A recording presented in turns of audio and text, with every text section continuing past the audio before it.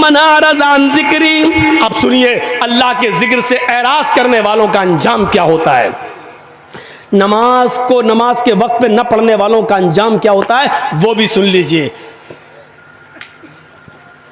सन 1995 की बात है, 1995 की तकरीबन। सुनिएगा गौर से, ये वाक़या हमारे और आपके दिलों को झंझोड़ देगा।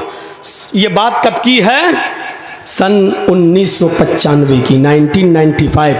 21 साल ये 5 वो, तकरीबन 26 साल पुराना वाक़या मैं बता रहा हूँ। सुनिए, गाजियाबाद से बाई रोड की बात कर रहा हूँ, बाई रोड, जब आप लखनऊ से कटते हुए, बरेली होते हुए, मुरादाबाद होते हुए जब आप गाजियाबाद जाएंगे, और गाजियाबाद से जो सड़क दिल्ली की तरफ गई है, बीच में एक एरिया है, गांव है, उसका नाम है लोनी। मशहूर जगह है लोनी, मुसलमानों की बस्ती है, काफ़ी मुसलमान उसमें रहते हैं, और बहुत अमीर और पैसे वाले लोगों की बस्ती। उस बस्ती में लोनी के अंदर 2 सगे भाइयों की शादी होना थी, दोनों सगे भाइयों की शादी। और जिस गांव में बारात जाना थी वो एक ही गांव है, एक ही गांव में, लड़कियां अलग अलग थी लेकिन बारात एक ही गांव में जाना थी। तो शादी से, जैसे कल सुबह बारात जानी है, कल दोपहर में या 4 बजे के बाद, असर के बाद बारात जानी है, तो एक रात यानी उससे एक रात पहले इन दोनों नौजवानों ने सोचा कि इस रात को रंगीन बनाया जाए, खेल तमाशा किया जाए। तो ये दोनों नौजवान दिल्ली से कुछ तवाइफों को लेके आए। अब तवाइफ तो नहीं बताना पड़ेगी, वो तो समझते ही है। तवाइफों को लेके आए और वो तवाइफ गाड़ियों से लाई गई, यानी इस आदमी ने अपनी गाड़ी से बुलवाई, पैसे वाले लोग थे। ईशा की नमाज, अजान के बाद, नमाज के बाद दौर चलता है शराब का, दौर चलता है नाच और गाने का।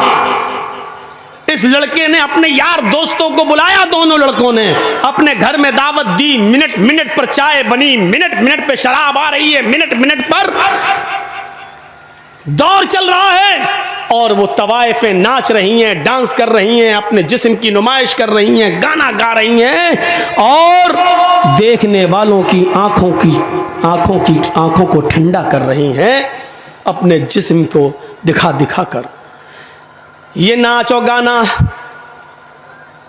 इतनी देर चलता है, इतनी देर चलता है कि टाइम का पता नहीं चलता।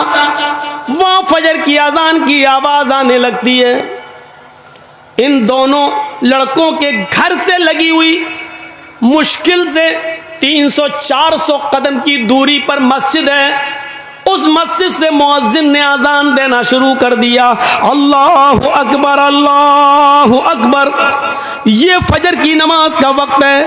ये वो वक्त है कि चिड़ियां भी अपने घोंसलों में उस वक्त बेदार हो जाती हैं और चहचहा कर ची ची बोलते हुए अपने रब की तस्बीह बयान करती हैं। युसब्बिहु लिल्लाहि मा फिस समावाति व मा फिल अर्ज़।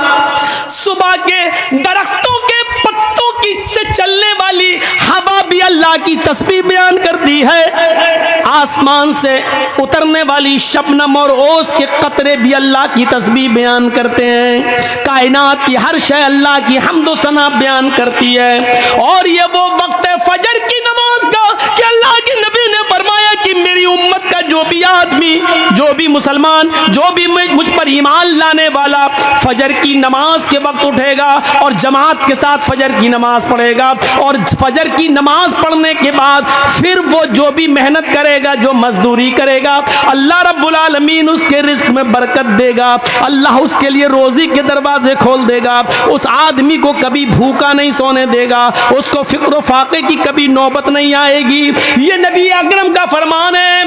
ये तवाइफें जो नाच रही थी, जो डांस कर रही थी, आजान की आवाज सुनती है, आजान की आवाज सुनती है, अल्लाहु अकबर, अल्लाहु अकबर।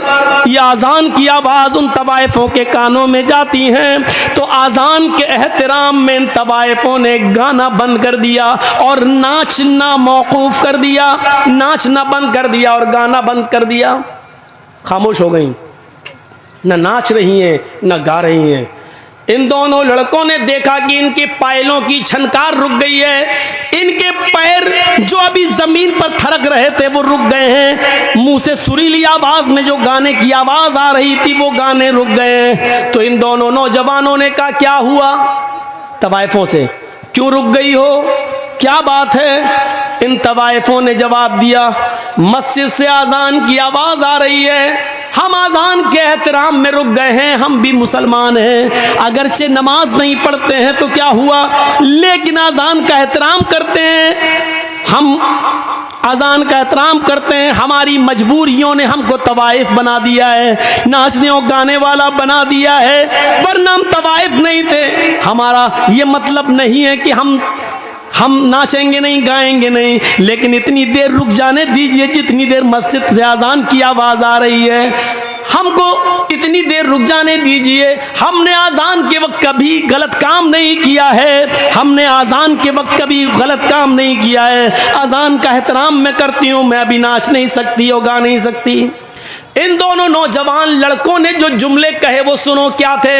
इन दोनों नौजवान लड़कों ने जवाब दिया, सुनो सुनो गाने सुनने वालों, सुनो टीवियां देखने वालों, सुनो मोबाइलों में 1 GB और 2 GB मिलती है तो पूरी फिल्मों में और ड्रामे देखने वालों। इन दोनों नौजवानों ने जवाब दिया इन तवाइफों से, अजान तो दिन भर में 5 मरतबा होती है, लेकिन तुम तो रोजाना नहीं आती हो, मुअज्जिन का काम है अजान देना, वो अपना काम कर रहा है, तुम्हारा काम है नाचना और गाना, तुम अपना काम करो, अगर तुम रुक गई तो हम तुम्हें रात भर की मेहनत नहीं देंगे। उन तवाइफों ने सोचा कि मुझे रात भर की मेहनत न मिले तो इससे बेहतर है कि नाच लूं, दिलों का हाल तो अल्लाह जानता है कि मैं अजान का एहतराम कर रही हूं। वो औरतें वो तवाइफें फिर नाचने लगी, अजान की आवाज आ रही है, उनका दिल गवारा नहीं कर रहा है नाचना, लेकिन इन दोनों भाइयों ने कहा मुअज्जिन अपना काम करता है, तुम अपना काम करो, अगर नहीं करोगी तो हम तुम्हें मेहनत नहीं देंगे, हम जो सौदा हुआ है वो तुम्हें रकम नहीं देंगे। उन तवाइफों ने दोबारा नाचना और गाना शुरू कर दिया। सुनो अजान के वक्त फिल्में देखने वालों, अजान के वक्त नाचो गाना देखने वालों, अल्लाह के जिक्र से मुंह फेरने वालों, बजाय मस्जिद के अपने खेतों में जाने वालों, बजाय मस्जिद के मॉल में शॉपिंग करने वालों, बजाय मस्जिद में जाने के होटलों में बैठ के चाय पीने वालों, बजाय मस्जिद में जाने के इंडिया पाकिस्तान का मैच देखने वालों, बजाय मस्जिद में जाने के अपने आप को लहू लाइफ में मसरूफ रखने वालों, इन तवाइफों ने नाच गाना शुरू कर दिया। ये नाचती रही हो, ये नाच गाना सुबह 7 बजे तक चलता है। अपने वादे के मुताबिक इन दोनों भाइयों ने इन दोनों भाइयों ने उन तवाइफों को पूरी मजदूरी दी। उन तवाइफों ने कहा देखिए हम औरत जात हैं, पेशावर तवाइफ जरूर है, हम पैसा मिलता है सिर्फ नाचते और गाते हैं, लेकिन अपने जिस्म का सौदा नहीं करते हैं, हमारी इज्जत को खतरा है, तुम लोग इज्जत के साथ मुझे लेके आए हो, मुझे इज्जत के साथ दिल्ली तक पहुंचा दो।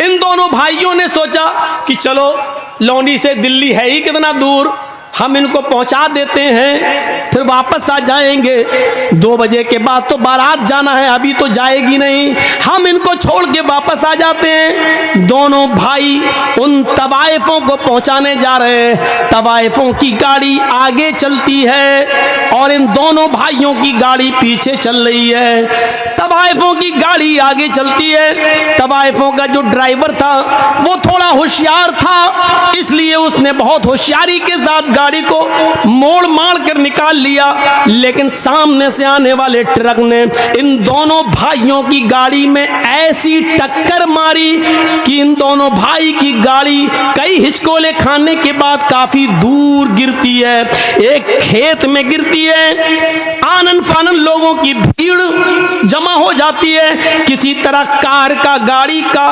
ढक्कन खोला जाता है, उसकी खिड़की खोली जाती है, उसकी विंडो खोली जाती है। लेकिन दोनों भाइयों की लाशें इतनी बिगड़ चुकी हैं, इतनी खराब हो चुकी हैं कि पहचान से बाहर है कि बड़े भाई की लाश कौन सी है और छोटे भाई की लाश कौन सी है।